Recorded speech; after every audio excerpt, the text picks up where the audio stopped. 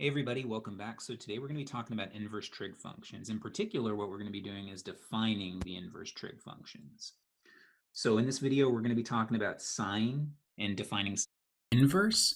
And then in class, you're going to be talking about cosine inverse and tangent inverse. So let's get started.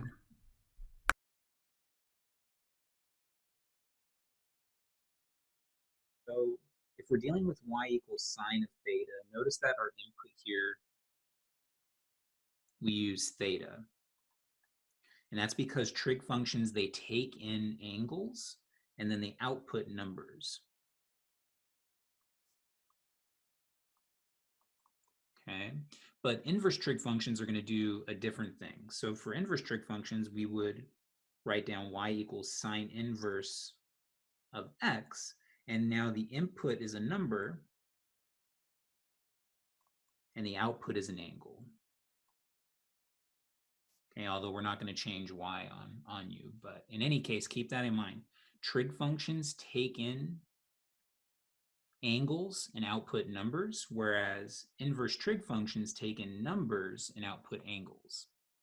Lastly, we also have a different notation for inverse trig functions. Sometimes sine inverse is called arcsine.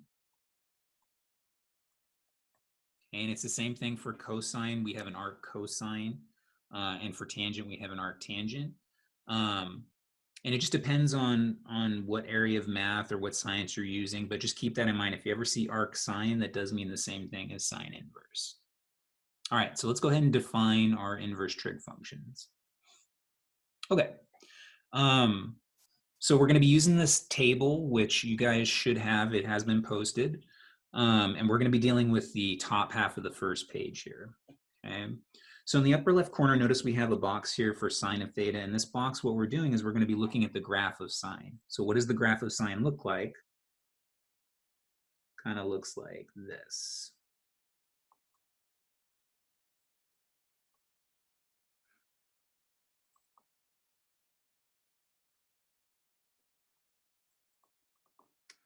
Okay, so it goes up to a 1, and then it comes right back down. And then over here, goes to -1, goes back up, and then it continues this pattern forever. Okay, so the domain of sine on its own is -infinity to infinity. Okay, we can plug in any number we want, and the range we get, using hard brackets, -1 to 1. Okay. Now, again, we're trying to define the inverse, right? And if you remember your inverse functions, remember that inverse functions only exist if your function's 1 to 1.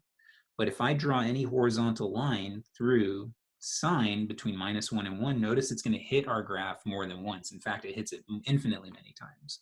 So a problem with periodic functions and trig functions are that they're not going to be 1 to 1 because they're repeating values over and over again. Now, this doesn't mean that we can't define an inverse, though. We just have to be a little bit more careful. Okay.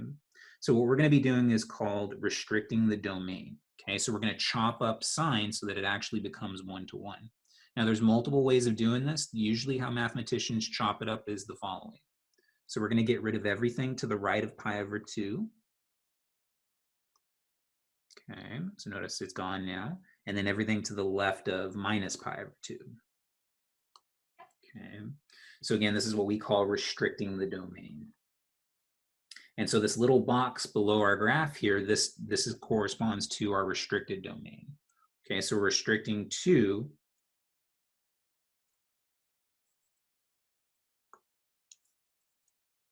minus pi over 2 to pi over 2.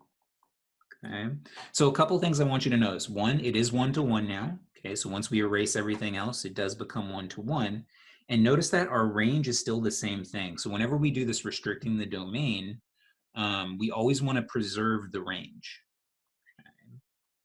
So we get this instead. Okay.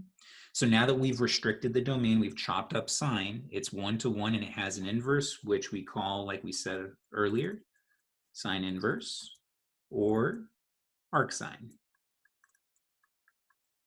Okay. Now, the rest of the box here, or at least below the inverse, this is dealing with sine inverse itself. So the graph here, how do we graph an inverse function? We reflect our original function here across y equals x, And if you do that, you'll get something that kind of looks like this, where this becomes, let's see, that's 1, that's -1. Up here, we have pi over 2.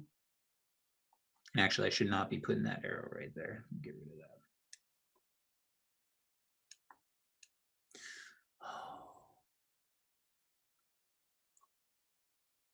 And minus pi over 2.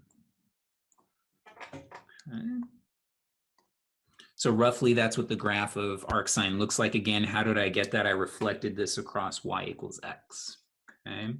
Now, how do you find the domain and range of an inverse function? Remember your properties of inverse functions. We flip the domain and range of the original function. So sine inverse is a function that has a domain of -1 to 1 and a range of minus pi over 2 to pi over 2. So again, inverse trig functions, they're taking in numbers and they're outputting certain angles.